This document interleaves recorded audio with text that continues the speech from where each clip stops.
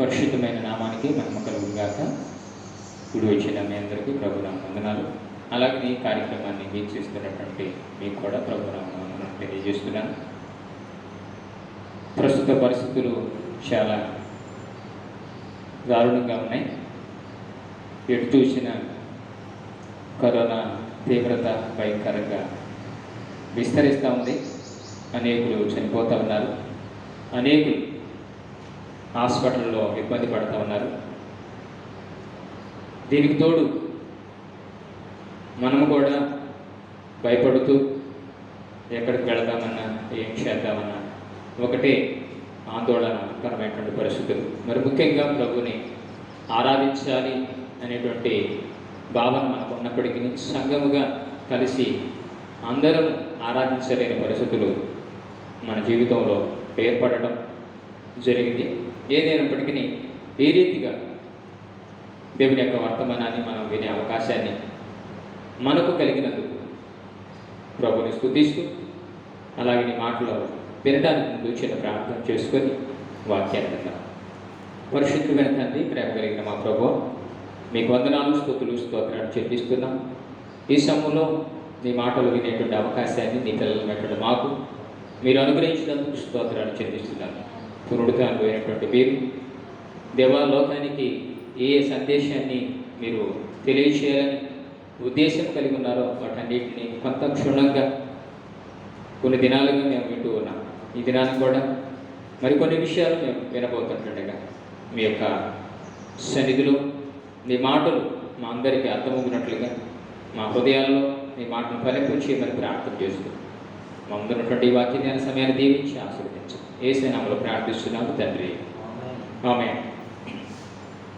యేసుక్రీస్తు ప్రభువారు పునరుద్ధానుడై తిరిగి లేచింది ఏ కారణం చేత ఆయన తిరిగి లేచినటువంటి ఆయన పునరుద్ధానపు ఉద్దేశం ఏమైతే ఉన్నదో, ఆయన తిరిగి లేచినటువంటి దానికి ఒక కారణం ఉంటే ఆ కారణం ఏంటో మనం కొన్ని వర్తమానాలు ఇప్పటికే విన్నాం కదా. అందులో ఆయన తిరిగి లేచింది ఆయన దేవుని కుమారుడుగా నిరూపణ చేయబడటానికి. అంటే నేను దేవుణ్ణి కుమారుడిని అని చెప్పేసి తెలుసుకోండి ఇకనైనా అని చెప్పేసి తెలియపరచబడటానికి లోకానికి. అలాగనే తిరిగి లేచినటువంటి ఆయన ఎవరైతే విశ్వసించిన వారుగా ఉన్నారో వారిలో ఉన్నటువంటి ఆ దుఃఖాన్ని సంతోషంగా మార్చడానికి, అలాగే ఎవరైతే భయపడుతూ ఉన్నటువంటి వారుగా ఉన్నారో వారిలో ఉన్నటువంటి భయాన్ని తొలగించడానికి, ఆయన నమ్మినందుకు భయపడుతున్నటువంటి వారిని కూడా శిక్షిస్తారేమో అనేటువంటి ఆ దారుణమైనటువంటి పరిస్థితి ఉన్న కారణం చేత ఆ భయంలో ఉన్నటువంటి శిష్యులను దర్శించి ఆ భయంలో నుంచి వారిని విడిపించి ప్రభు వారికి అప్పగించినట్లుగా మనం విన్నాం. అలాగనే యేసుక్రీస్తు ప్రభువారు తిరిగి లేచిన తర్వాత ఆయన పాపిని పరిశుద్ధంగా మార్చడానికి చేసినటువంటి కార్యము గురించినటువంటి వర్తమానం కూడా గత 2 వారాల క్రితం మనం విన్నాం. అలాగనే ఈ దినాన యేసుక్రీస్తు ప్రభువారు పునరుద్ధరణై తిరిగి లేచింది ఎందుకంటే ఆయన సువార్తను గురించినటువంటి విషయాలు లోకానికి తెలియపరచబడాలని. ఏ సువార్త?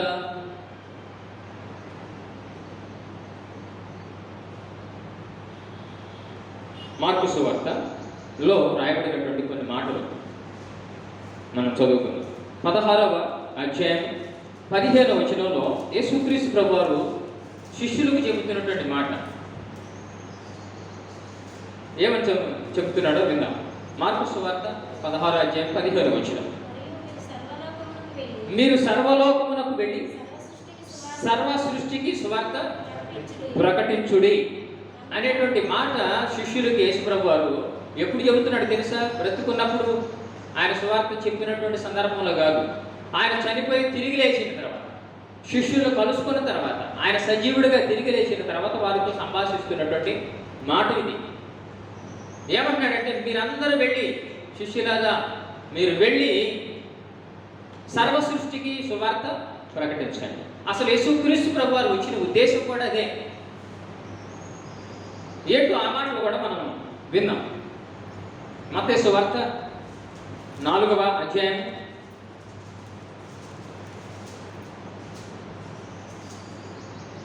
23వ వచనంలో రాయబడినటువంటి మాట విన్నాం. మత్తయి సువార్త 4వ అధ్యాయం 23వ వచనం. యేసు వారి సమాజ మందిరములో బోధించుచు దేవుని రాజ్యమును గురించినటువంటి సువార్తను ప్రకటించుచు ప్రజల్లోని ప్రతి వ్యాధిని రోగమును స్వస్థపరచుచు గలిలయ అంతటా సంచరించాను. దేవుని నామానికి మహిమ కలుగును గాక. యేసుక్రీస్తు ప్రభువారు దేవుని రాజ్య సువార్తను ప్రకటిస్తున్నటువంటి ఆ యొక్క సందేశాన్ని మనం వింటా ఉన్నాం. యేసుక్రీస్తు ప్రభువారు ఈ లోకానికి వచ్చిన ఉద్దేశం ఏంటంటే దేవుని రాజ్యం ఒకటి ఉంది, ఆ రాజ్యం గురించినటువంటి విలువలు లేకపోతే విషయాలు మీరు తెలుసుకోవాలనేటువంటి ఉద్దేశంతో సమాజానికి ఆయన బోధించడం జరిగింది. అందుకోసమే ఒకరోజు యేసుప్రభు వారిని ప్రజలు నిలదీశారు. అలాగనే పిలాతు కూడా అడుగుతా ఉన్నాడు, శిక్షించబడాల్సినటువంటి ఆ సమయంలో యేసుక్రీస్తు ప్రభు వారు సిలువకు అప్పగించబడుతున్నటువంటి ఆ తరుణంలో ఏంటి ప్రజలందరూ కూడా ఇలా అంటున్నారు, నువ్వు రాజువని అంటున్నారు అని చెప్పేసి అంటే, అవును నేను రాజునే, అయితే నా రాజ్యం ఈ లోక సంబంధమైంది కాదు అని చెప్పాడు. దేవుని నామానికి మహిమ కలుగును గాక. ఆయన రాజ్యము ఈ భూలోక సంబంధమైనటువంటి రాజ్యము కాదు. ఈ భూలోక సంబంధమైన రాజ్యము మన రాజ్యం, మానవుల రాజ్యం ఇది. అయితే ఆయన ఈ లోకానికి వచ్చింది దేనికి అంటే ఆయన పరలోక రాజ్య సువార్తను ప్రకటించడానికి, దేవుని రాజ్య సువార్తను ప్రకటించడానికి. అలా అదే అధ్యాయంలో మత్తయి సువార్త 4వ అధ్యాయం 17వ వచనంలో కూడా ఇలా రాయబడింది, పరలోక రాజ్యము సమీపించింది అని ప్రకటన చేస్తూ మారు మనసు పొంది సువార్తను నమ్మండి అని యేసు ప్రభు వారు చెప్పారు. ఇందాక నేను దేవుని రాజ్యము గురించినటువంటి సువార్త చెబుతా ఉన్నాడు. ఆ దేవుని రాజ్యము ఏ రాజ్యం అంటే పరలోక రాజ్యం అని చెబుతా ఉన్నాడు. ఆ దేవుని రాజ్యం ఎక్కడుంది? పరలోకంలో ఉంది. అయితే యేసు ప్రభు వారు ఈ లోకానికి వచ్చి ఆయన సువార్త చెబుతున్నప్పుడు పరలోక రాజ్యం మీ మధ్యనే ఉంది అని చెప్పాడు. అంటే యేసు ప్రభు వారు పరలోకం ఉంటే అక్కడ పరలోకం, యేసు ప్రభు వారు భూమి మీదకి వస్తే ఇక్కడ కూడా అది పరలోకమే. దేవుని నామానికి మహిమ కలుగును గాక. ఒకరోజు ఆరాధ్యమూర్తి గారి యొక్క మనవరాలు వారి తాతని ఇలా అడిగిందంట, తాత యేసు ప్రభు వారు పరలోకంలో ఉన్నాడు కాబట్టి పరలోకం అయింది, ఒకవేళ యేసు ప్రభువే కనుక ఒకవేళ నరకంలోనికి వెళితే ఎలా ఉంటుంది, ఎలా పరిస్థితి అని చెప్పేసి అడిగింది. వెంటనే తాతయ్య తడువులాడుకోకుండా వెంటనే మనవరాలకు చెప్పాడంట, అమ్మా యేసు ప్రభు పరలోకం ఉంటేనే పరలోకము అంత వైభోగంగా ఉంది, అలాగనే యేసు ప్రభు నరకంలోనికి వెళ్ళినా అది కూడా పరలోకంగా మార్చబడుతుందని చెప్పాడు. దేవుని నామానికి మహిమ కలుగును గాక. అంటే పరలోకము ఎంత వైభోగంతో ఉంటుందో, లేకపోతే ఆ పరలోకములో ఏ రీతిగా అయితే వ్యాధి బాధలు నష్టాలు లేనటువంటి పరిస్థితి అక్కడ ఉందో, నరకంలో మాత్రము వ్యాధి బాధలు ఉన్నాయి, అదే సమయంలో వేదన ఉంది, భయంకరమైనటువంటి నరకాగ్ని ఉంది.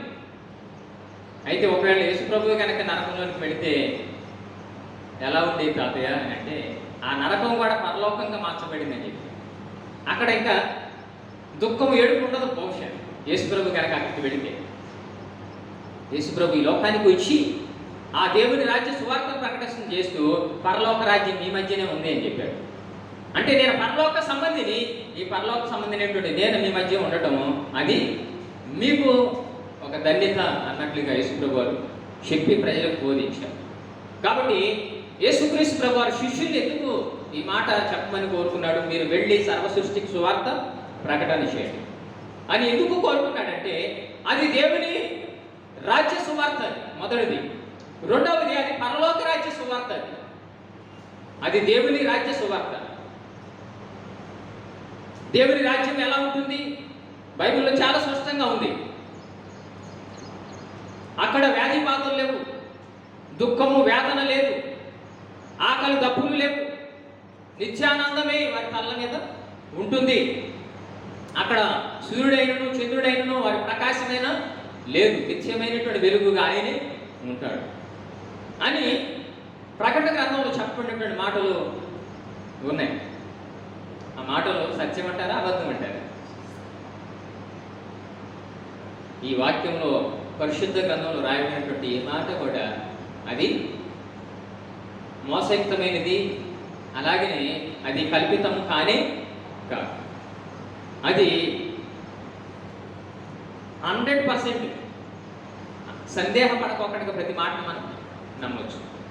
ఎందుకంటే పరిశుద్ధ గ్రంథం అని పేరు అందుకే బైబిల్కి వచ్చింది. దేవుని నామానికి మహిమ కలుగుగాక.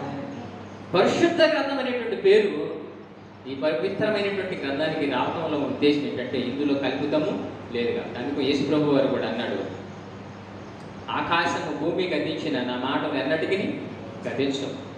నేను చెప్పింది ఏమాత్రం కూడా నెరవేరకోకుండా ఉండదు, తప్పుకోకుండా నెరవేరుతుంది.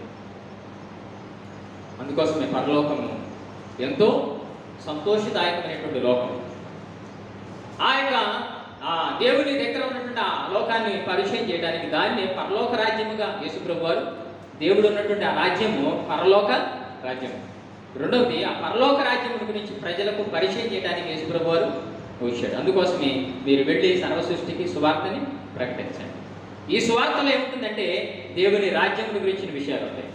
అలాగనే ఆ పరలోకంలో ఉన్నటువంటి గొప్ప వైభవం గురించి రాయబడి ఉంటుంది. అలాగనే ఈ సువార్తల గురించి వాక్యంలో ఎలా రాయబడింది?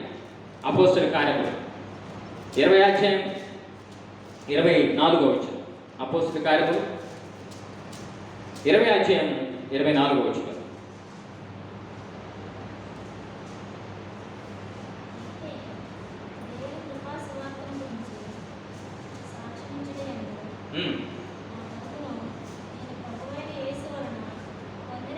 దేవుని కృపా సువార్తను గూర్చి సాక్ష్యమిచ్చుటయందు నా పరుగును నేను ప్రభు అయినటువంటి యేసుక్రీస్తు వలన పొందిన పరిచర్యను తుదముట్టించవలనని నా ప్రాణమును నాకెంత మాత్రమును ప్రియమైనదిగా ఎంచుకొనలేదు. అపోస్తలుడైనటువంటి పౌలు గారు ఇక్కడ చెబుతా ఉన్నాడు, కృపా సువార్త అంటాడు. ఆయన ప్రకటన చేసేటువంటి వార్త ఏంటిదంటే కృపా సువార్త. దేవుని నామానికి మహిమ కలుగుగాక. మొదటిది దేవుని రాజ్య సువార్త. ఇది సువార్తను ఎందుకు యేసుప్రభు వారి శిష్యులకి చెప్పమని చెప్పాడంటే ఇది దేవుని రాజ్య సువార్త. రెండవది ఇది పరలోక రాజ్య సువార్త. పరలోక సంబంధమైంది, భూ సంబంధమైంది కాదు. అందుకే యేసుప్రభు అంటాడు, మీరు క్రీస్తుతో కూడా లేపబడిన వారైతే మీరు పైన వాటిని వెతకండి, భూ సంబంధమైనటువంటి వాటి మీద మనసు పెట్టమాకండి అని చెప్పాడు కొలసీలకు రాసిన పత్రిక. అంటే భూమి మీద ఉన్నటువంటి ప్రతిదీ కూడా మనిషి విడిచిపెట్టుకోవాల్సిందే. అందుకోసమే మీరు పైన ఉన్న వాటి మీదే మనసు పెట్టండి. మూడవది ఇది కృపా సువార్త. దేవుని నామానికి మహిమ కలుగుగాక. ఏ సువార్త ఇది? కృపా సువార్త. మనుషులకు దేవుడు కృప ద్వారా తన రాజ్యమును గురించినటువంటి విషయాలు, కృప ద్వారా పరలోక సంబంధమైనటువంటి విషయాలు, కృప ద్వారా పరలోక రాజ్యం ప్రవేశించడానికి ఈ సువార్తలో దేవుడు మిళితం చేసి ఉంచాడు. అందుకే ప్రజలందరికీ కూడా ఈ సువార్తని అందుబాటులోకి వచ్చేటట్లుగా చేసి, వాస్తవానికి ఆ పరలోకం చేరాలన్నా, పరలోక రాజ్యము చేరాలన్నా, దేవుని రాజ్యం చేరాలన్నా మనిషికి ఏమైనా అవకాశం ఉంటుందా? మనిషి చేరటానికి అర్హుడేనా? కానే కాదు. అయితే అర్హత లేనటువంటి మనిషికి అర్హత కలగజేసేటువంటి సువార్త ఇది. దేవుని నామానికి మహిమ కలుగుగాక. అందుకే కృపా సువార్త. కృప అనగా ఏమాత్రం కూడా అర్హత లేనటువంటి వారికి అనుగ్రహించబడేది. దాన్ని ఇంగ్లీష్లో గ్రేస్ అంట. ఎవరైనా తప్పితే ఒక మార్కుతోటి ప్రభుత్వం ఆ మార్కుని కలిపి ఒక మార్కుతో ఫెయిల్ అయినటువంటి వాళ్ళకి పాస్ చేస్తున్నామంటే అది గ్రేస్ మార్క్స్ అంట. వాళ్ళు పాస్ అయ్యేటట్లుగా చేయడం. వాస్తవానికి అతను ఫెయిల్ అయినటువంటి వ్యక్తిని పాస్ చేయడం. అలాగనే మనిషి పాపముల చేత, అపరాధముల చేత జీవితాన్ని పరలోక రాజ్యము చేరుకోకుండా తప్పిపోయాడు, ఫెయిల్ అయ్యాడు అన్నమాట. ఇప్పుడు ఫెయిల్ అయినటువంటి మనిషిని పరలోక రాజ్యంలో చేర్చేటువంటి అర్హత ఈ కృపా సువార్త ద్వారా మన దగ్గరికి దేవుడు అందేటట్లుగా చేశాడు. దేవుడు మనకు మహిమ కలుగుగాక. ఈ కృపా సువార్త కనుక మనకు తెలియకపోతే ఈనాడు మనం ప్రభుని నమ్మేవాళ్ళం కాదు, యేసుక్రీస్తుని రక్షకునిగా తెలుసుకునేటువంటి వాళ్ళం కాదు, దేవుని రాజ్యం గురించి మర్మాలు మనకు తెలిసేవి కాదు, దేవుని రాజ్యం అది పరలోక సంబంధమైనటువంటి రాజ్యం అనేటువంటి విషయం మనకు తెలిసేది కాదు. అందుకే మనిషికి దేవుడు ఈ కృపా సువార్తను అందుబాటులోనికి తీసుకుని వచ్చాడు. కృప ద్వారా మనకు బోధించేటువంటి విషయం. అర్హత లేనటువంటి మనిషికి అర్హతను ప్రసాదించడానికి దేవుడు తన కృపా సువార్తను మనకి అందించాడు అనేక భక్తుల ద్వారా. కాబట్టి ఆ సువార్తను మనం ఏం చేయాలి? కృపా సువార్తను మనం అంగీకరించాలా, తృణీకరించాలి? అంగీకరించాలి. అంగీకరించడం ద్వారానే మనకు రక్షణ కలుగుతుంది. అందుకోసమే ఈ కృపా సువార్తకు ఇంకొక పేరు కూడా రాయబడింది. అది 4వ విషయం మనం చూద్దాం. కీర్తన గ్రంథం 96వ కీర్తన 2వ వచనం. 96వ కీర్తన 2వ వచనం. యెహోవా మీద పాడుడి, ఆయన నామమును స్తుతించుడి, అనుదినము ఆయన రక్షణ సువార్తను ప్రకటించుడి. ఏ సువార్త అంటే ఇది? రక్షణ సువార్త. కృప ద్వారా మనిషికి తెలియబడుతున్నటువంటి దేవుని మాటలు ఉన్నాయే, ఆ వినటం ద్వారా వినే మాటలు క్రీస్తుని గురించినటువంటి మాటలు. ఆ క్రీస్తుని గురించినటువంటి మాటలు ఎప్పుడైతే మనం వింటున్నామో ఆ మాటల ద్వారా మనకు కలిగేటువంటిది రక్షణ. రక్షణ కలగజేయడానికి దేవుడు ఆ కృపా సువార్తను మనకు తెలియజేస్తా ఉన్నాడు. దేవుడు నామకు మహిమ కలుగుగాక. కృప ద్వారా మనకు ఆయన మాటలు వినేటట్లుగా అవకాశాన్ని కలగజేసింది. ఎందుకంటే మనం రక్షణ పొందాలి, మనం మారు మనసు పొందాలి. అందుకే పరలోక రాజ్యము సమీపించినది, మారు మనసు పొంది సువార్తను నమ్మండి అని యేసుప్రభువు వారు చెప్పాడు.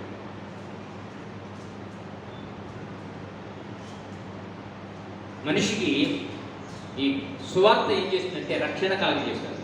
అందుకే ఈ సువార్తకు రక్షణ సువార్త అనే పేరు కూడా వచ్చింది. ఈ సువార్త కృపా సువార్త. ఈ సువార్త పరలోక రాజ్య సువార్త. ఈ సువార్త దేవుని రాజ్య సువార్త. ఈ సువార్త మనిషికి రక్షణ కలుగజేసేది. నశించిపోతున్నటువంటి మనిషి రక్షణ పొందటానికే దేవుడు ఉద్దేశించాడు. ఏ మనిషి నశించిపోవడం ఆయనకి ఇష్టము లేదు. ఈ మధ్య నాకు అనిపిస్తూ ఉంది, ఈ కరోనా వలన చాలామంది చనిపోతూ ఉంటే ఇప్పటికే మన భారతదేశంలో లక్షల కొలది చనిపోయారు. లక్షల కొలది, వేల కొలది కాదు, లక్షల కొలది.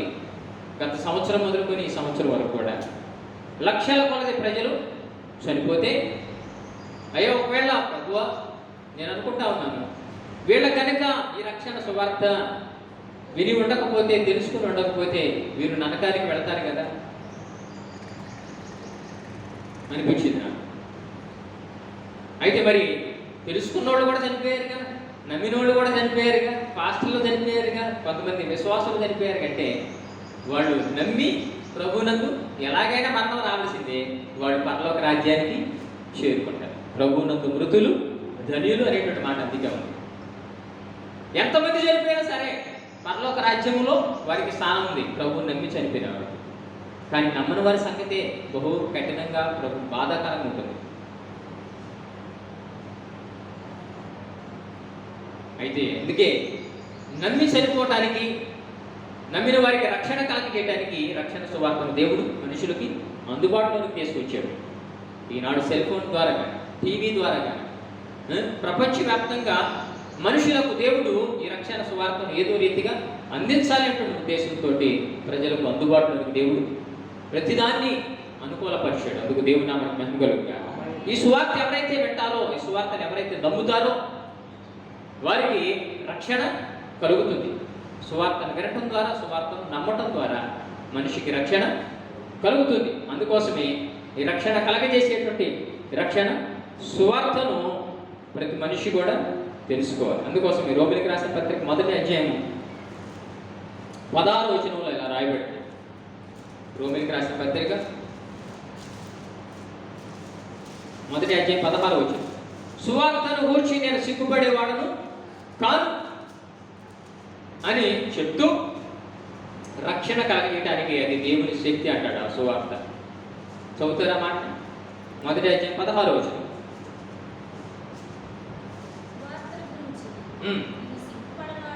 సువార్త గూర్చి నేను సిగ్గుపడువాడను కాను, ఎలాగనగా నమ్మే ప్రతివానికి, మొదట యూదునికి, గ్రీసు దేశస్థునికి కూడా రక్షణ కలగజేయటకు ఇది దేవుని శక్తి అయి ఉన్నది. ఇది దేవుని శక్తి అన్నది దేవుని నామానికి మహిమ కలుగుగా. శక్తి కలిగినటువంటి సువార్త మనుషులకు ఏం చేస్తుందంటే రక్షణ కలగజేస్తుంది. నమ్మేవానికే, నమ్మవానికి కాదు. మళ్ళా ఆ సువార్తను ఎవరైతే నమ్ముతారో వారికే దేవుడు రక్షణ కలగజేస్తాడు. ఆ రక్షణ మనిషి జీవితంలో ఏం చేసిందంటే పాప క్షమాపణ కలగజేస్తుంది. మనిషిలో ఉన్నటువంటి పాపాన్ని దూరం చేస్తుంది. అందుకే చాలామంది యేసుక్రీస్తుని విశ్వసించిన తర్వాత వారి జీవితాలు బాగుపడిన తర్వాత వారు క్రీస్తుకు సాక్షులుగా నిలబడ్డారు. ఒకరోజు పాపాత్మురాలైనటువంటి స్త్రీ ఆమె క్షమాపణ పొందిన తర్వాత ఆయన కొరకు సాక్షిగా నిలబడింది. సమరయ స్త్రీ తన పాపం గురించి తెలుసుకున్న తర్వాత యేసు ప్రభువుని గురించి ప్రకటన చేయడానికి వెళ్ళింది కదా. రక్షణ కలగజేసింది దేవుని యొక్క మాటలో ఆమె జీవితంలో. అందుకోసమే ఈ రక్షణ సువార్త మనుషుల్లో ఏం చేస్తుందంటే మార్పుని కలగజేస్తుంది. కృప ద్వారా దేవుడు సువార్తను అందించి మనుషుల రక్షణ కలగజేయడానికి దేవుడు ఈ సువార్తను ఒక ఆయుధముగా లేకపోతే ఒక ఔషధముగా దేవుడు చేసి ఉంచాడు. దేవుడు నామానికి మహిమ కలుగుగా. ఆయుధం అని ఎందుకు అంటున్నానంటే డాక్టర్ దగ్గరికి ఒక పేషెంట్ తీసుకుని వెళ్ళారు అనుకోండి. ఆ కడుపులో ఒక గడ్డ ఉందనుకోండి. ఆ గడ్డను తీయడానికి ఆ డాక్టర్ ఏం చేస్తాడు? కోస్తాడా పోయాడు? నిన్న హాస్పిటల్కి వెళితే చిన్నోడికి జలుబు చేసింది. పారిస్లో వచ్చింది. హాస్పిటల్ స్టాఫ్ దాన్ని తీసుకుని వస్తామని పెద్ద బాక్స్ వచ్చింది. వాడు దాన్ని ఓపెన్ చేస్తే లోపల ఆపరేషన్ సంబంధించినటువంటి కిట్ అంతా ఉంది. అందులో స్టీల్తో చేయబడింది బాక్స్. వేడి నీళ్ళలో దాన్ని ఉడికించే విధంగా అది అందులో పెట్టి బాయిల్ చేసిన తర్వాత తీస్తే అందులో నీళ్లు నిలబడుతూ ఉంటాయి. ప్రతి దానికి హోల్స్ ఉన్నాయి, దాంట్లో కత్తెరలు ఉన్నాయి, దాంట్లో దానికి సంబంధించినటువంటి ప్రతి ఆయుధం ఎందుకు, ఆ కత్తెర ఎందుకు అంటే దాన్ని ఆ కత్తి కానీ ఆ కత్తెర కానీ ఎందుకంటే కట్ చేయడానికి. లోపల ఉన్నటువంటి ఆ చెడు దాన్ని ఏదైతే ఆ గడ్డ ఉందో దాన్ని తీసి పడేస్తాం. డాక్టర్ చేసింది ఆ కట్ చేసింది మంచి కోసం అంటారా చెడు కోసం అంటారు? గాయం చేసింది మంచి కోసం అంటారా చెడు కోసమే అంటారా? మంచి కోసమే. ఈ మధ్య ఒక అక్కడికి చాలా సంవత్సరాల తర్వాత ఆమెకి బ్లడ్ సరిగా లేకపోతే ఏంటో తనకి తినడానికి కొంచెం ఇబ్బంది పడేది, అరిగించుకునేది కాదు. ఎన్నో సంవత్సరాలు ప్రయత్నం చేస్తే ఒకసారి ఒక దగ్గర ఆ డాక్టర్కి దాని యొక్క లోపమెంట్, ఆమెలో ఉన్న లోపమెంట్ అర్థమైపోయింది. లోపల పేగు మడత పడింది, జీర్ణం చేసుకోవడానికి ఇబ్బంది పడింది. ఆరోగ్యదాలు ఇంకా ఎక్కడ ఉంటుంది? పేగు మడత పడితే ఆ పేగు మడత పడిన తర్వాత ఒక గడ్డలాగా తయారైంది. దాన్ని తీసిన తర్వాత ఆపరేషన్ చేసిన తర్వాత ఇప్పుడు చాలా హెల్తీగా ఉంది. డాక్టర్ చాలా ఆరోగ్యంగా ఉంది. అంతకుముందు సన్నగా ఉండేది, కొంచెం ఇప్పుడు పుష్టిగా ఉంది. అంటే డాక్టర్ ఏం చేశాడంటే తనలో ఉన్న లోపాన్ని, తనలో ఉన్నటువంటి ఆ గడ్డను, తనలో ఉన్నటువంటి ఆ లోపాన్ని సరిచేసాడు ఆపరేషన్ ద్వారా. అలాగనే ఈ కృపా సువార్త, ఈ రక్షణ సువార్త మనిషిని ఒక ఆయుధంలాగా ఎందుకు పనిచేస్తుందంటే మనిషిలో ఉన్న లోపాలని ఎత్తు చూపించి, యేసు ప్రభు సమరయ స్త్రీతోటి ఏం చెప్పాడు? అమ్మా, ఇది నీలో ఉన్న లోపము, ఇది నీలో ఉన్నటువంటి పాపము, ఇది నువ్వు చేసేటువంటి దుర్మార్గమైనటువంటి పని అని చెప్పేసి ఖచ్చితంగా కత్తిలాగా ఆమెలోనికి దూసుకుపోయేటట్లుగా మాటలు చెప్పాడు. ఎప్పుడైతే ఆ మాటలు తనకి ఔషధం లేక ఆ యొక్క ఆయుధం లేక పనిచేసాయో తన హృదయంలో ఉన్నటువంటి ఆ యొక్క లోపాన్ని అంతటిని సరి చేసుకుంది. ఈయన క్రీస్తు కాడా అని చెప్పేసి ఊరువాడ చెప్పడానికి పరిగెత్తింది. దేవునామానికి మహిమ కలుగుగా. సువార్త ఒక ఆయుధంలాగా ఎందుకు పనిచేస్తుందంటే మనిషిలో తప్పుని ఖండిస్తుంది, మనిషిలో ఉన్నటువంటి లోపాన్ని సరిచేస్తుంది. అందుకోసమే రక్షణ కలగజేయడానికి ఇది దేవుని శక్తితో కూడింది. ఆయన మాటలు చూడండి ఎంత శక్తివంతం. కాకపోతే ఆ ఊళ్ళో ఎప్పుడు ఎవరు చెప్పుకుంటారు అంటారా? ఆమెకి, ఆ సమరయ స్త్రీకి, అమ్మ ఇది చేయడం తప్పు, చేయబాకు అని చెప్పేసి చెప్పరు.